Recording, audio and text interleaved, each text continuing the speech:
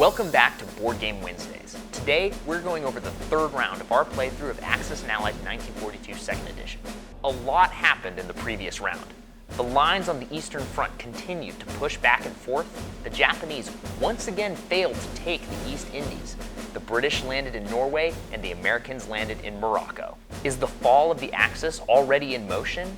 Or will their steady encirclement of Moscow turn the tide? Only one way to find out. Spring, 1943. The board enters its third round as the Allies attempt to orchestrate an early endgame, and the Axis fight to keep their chance at victory alive. The Allies have the Axis in a vulnerable spot. Both German and Japanese offensives have seen significant hindrances, and the spinning up of the American war machine means the Axis are running out of time to take Moscow and Calcutta. Turn 3 will start with the Soviets. Despite how they look, the Soviets had been doing their job in keeping the Axis units tied up. While the Germans had a solid front around Moscow, they realistically would not be able to strike once their turn started. The Soviets could now make offensive moves that wouldn't immediately be destroyed by a German counterattack. The Red Army's eyes were set on retaking Karelia. They would send every unit they had into Archangel, annihilating the German units and standing strong enough to resist any German counteroffensives. Archangel would then be the Soviets' doorway for an invasion into Karelia. First, they would pick their build. Despite going on the offensive, the Soviets would still need to use one round of builds to secure their factories. They would build 2 infantry and 2 artillery for the Caucasus, and 1 tank, 1 artillery, and 1 infantry for Russia. Now on the attack, every Soviet land and air unit advanced into Archangel. The battle was over as quickly as it started. The German infantry were thoroughly annihilated, with the Soviets only taking a single casualty. The fighters returned to Russia, and the Soviets deployed their build. They would only collect 20 IPCs this turn, the first time dropping below their starting amount. With offensives to recapture key territories underway, however, the Soviets were hardly concerned. The days of Blitzkrieg were over for the Germans. If they wanted to survive, much less win, the German team would have to build their armies back up, allowing some Allied gains in the meantime. German High Command came up with 3 main objectives to meet until they were ready to go on the offensive. Build up a new army group in Poland, hold Karelia and use it as a staging ground for a new army group north, and reinforce the Baltic and Mediterranean fleets each turn. Germany could outproduce the Soviets, especially with the Japanese occupying their eastern territories. In just a few turns, High Command reckoned, the Germans would be able to build up and move 2 armies into striking position of Moscow. The Kriegsmarine would be key to preventing the Western Allies from invading Europe in the meantime, forcing them to divert IPCs into warships rather than transports and ground units. Before they could make their build, Germany had to repair their factory. Hit by an American strategic bombing raid, 4 IPCs were burnt to get the factory up and running. Despite only making up 1/11th of their IPC count, German High Command was still frustrated with the loss. Their build would consist of 2 artillery for Karelia, 1 artillery and 4 infantry to Germany, 1 destroyer for Sea Zone 5, and 1 destroyer for Sea Zone 15. Only 1 attack move would be made. Not forgetting them this time, the Africa Corps would finally get a chance to shine. With support from the nearby carriers' fighters, the army group would punch through the defenders in Egypt, allowing for later advances into the Middle East and Africa. While they would surely eventually be hunted down and destroyed by American expeditionary forces, the IPC gain, hit to the British economy, and the diverting of American units away from Europe would be more than worth it. In the first round, both sides scored 2 hits, taking it on their infantry. On the next roll, Germany scored 3 hits, with the British getting none in return. Egypt was occupied, and the Africa Corps was still at a decent strength. A strong push into British-held Africa and Asia lay before them next turn. The fighters returned to the carrier, and the battleship in Sea Zone 14 regrouped with the Mediterranean fleet. 4 infantry from West Russia retreated to Karelia, as did the 2 infantry in Finland and a tank in Ukraine. Holding on to the factory and the Victory City was a far greater objective than any of those territories, and it made no sense to waste units defending them. The same was true on the Western Front. Despite the high IPC count in Victory City in France, deploying units there just to be crushed by Allied landings was tactically unsound. Germany and Italy were far more crucial to defend. Defenses in these territories would need to be set up now. If Germany really needed to retake France, they could use the forces amassed in Germany and Italy. Finally, an infantry and a tank from Germany joined the 3 artillery in Poland, beginning the buildup of a new army group center. The Germans deployed their build, satisfying all 3 of their objectives by doing so. They collected 42 IPCs this turn, suffering a drop of 3, but still holding the highest IPC count on the board. Their massive economy meant that buildup could be completed quickly, but they were running out of time. Germany and Japan couldn't afford any more missteps if they hoped to keep the game going. The United Kingdom was limited in what it could do.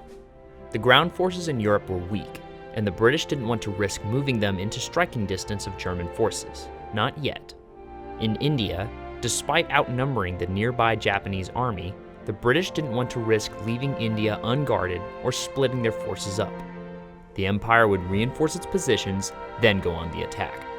The British would buy 2 infantry, 1 artillery, 1 tank, and 1 transport for the United Kingdom, and 2 artillery and a tank for India. The Indian colonial forces wouldn't be in a defensive posture for much longer, so heavier firepower was needed on that front. Skipping the attack phase, the tank and infantry in the United Kingdom were transported to Norway, reinforcing the troops there. The British would eventually launch their own invasion of Karelia. Everywhere else, the British held fast. A lone infantry in Anglo-Egyptian Sudan would stand against the German Afrika Korps, one last roadblock to the rest of Africa. The Empire deployed their build and collected 34 IPCs. Next turn would surely see British offensives across multiple fronts. The situation had somewhat stabilized for Japan. With the failed American effort to destroy the Japanese in China, Japan did not have to worry, at least for the time being, about losing ground on that front, and could even make small incursions across the border. Alongside the now unimpeded advances in the north, Japan could really do their part in knocking down the Soviet economy. In the South Pacific, however, the buildup in India risked putting a permanent end to their hopes of taking Calcutta. Japan had to take the East Indies this turn, or abandon it. The Japanese team decided that a transport train of reinforcements to Burma from Japan would allow their forces to outpace the Indian buildup, and that would have to start next round.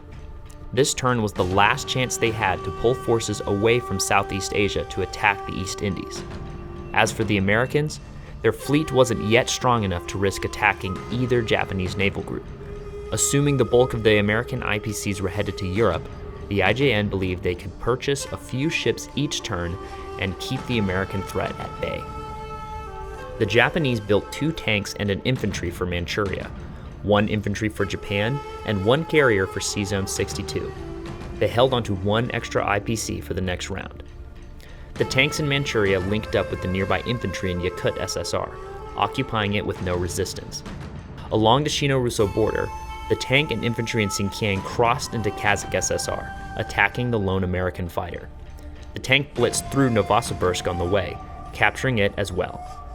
Further south, the transport in C-Zone 36 picked up an artillery in Burma and the infantry in Borneo, sailing both to the East Indies. The carrier would launch its fighter, and the cruiser would bombard the island in support. This time, the bombardment was too much for the defenders, and the Japanese finally retook the island, suffering no casualties.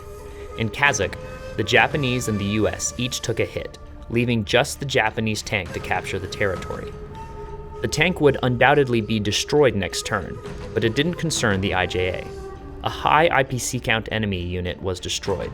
3 IPCs were captured from the Soviets, and the Red Army would have to send troops in to retake it, possibly losing some in the process. A single tank was an easily replaceable unit at this point in the game. With the fighting concluded, the fighter over the East Indies returned to the carrier, and all Japanese forces in Burma retreated to French Indochina Thailand. At the moment, they were too weak to defend against the Indian forces. Once reinforcements arrived, however, they would advance back into Burma and eventually India itself. Up north, the fighters in Manchuria and Japan flew to C-Zone 62, awaiting the deployment of the carrier. The battleship in C-Zone 36 sailed to C-Zone 62, reinforcing the home fleet. Imperial Japan's borders were largely secure, the Money Islands were back under their control, and they could once again focus on the push towards Moscow and the invasion of India. The Japanese deployed their build and collected their income. They held 41 IPCs worth of territory, but collected 42 thanks to the saved IPC from earlier. They had now become the second largest economy on the board, surpassing the United States. Things were looking up for the Axis. With both Axis powers overtaking the entire Allied team in IPC count, the American landings in North Africa couldn't have come at a better time. While there wasn't too much to be done to the Japanese, at least not right now, the Americans could inflict a ton of hurt on the Germans. Their build would reflect that reality. 2 infantry, 2 artillery, 2 transports, and 1 destroyer were built for the East Coast, with just 1 infantry built for the West. Rather than pull back any of the 4 transports in C-Zone 13, the US wanted to keep them there to threaten landings in France, so fresh transports would need to be built to keep the train going. The US would again target the German economy with a strategic bombing of their factory in Germany. All their troops in Morocco would advance to occupy Algeria, conquering German territory while still threatening an invasion of France. The bombing run was successful, although only dealing 2 IPCs worth of damage this time. With all combat moves completed, the bomber returned safely to the United Kingdom and fresh American troops landed in Morocco. In the Pacific, the American fleet retreated back to C-Zone 56. The US Navy wanted to start a renewed push in the South Pacific, where they would be out of the IJN's range. The US deployed their build and collected 40 IPCs, steadily recovering from the losses in China. The new transports could head to Morocco or deploy units to French West Africa to hunt down the German Africa Corps, depending on what occurred next turn. And that concludes round 3. Wow! Both Axis powers surpassing all 3 Allied powers in IPC count? I'd say this game is far from over. But will landings in Europe by the Western Allies put a stop to German offensives in the East? Find out next Board Game Wednesday. What would you have done in their shoes? Let us know down in the comments. And as always, make sure to like and subscribe to EMFX Studios for more fun, nerdy content.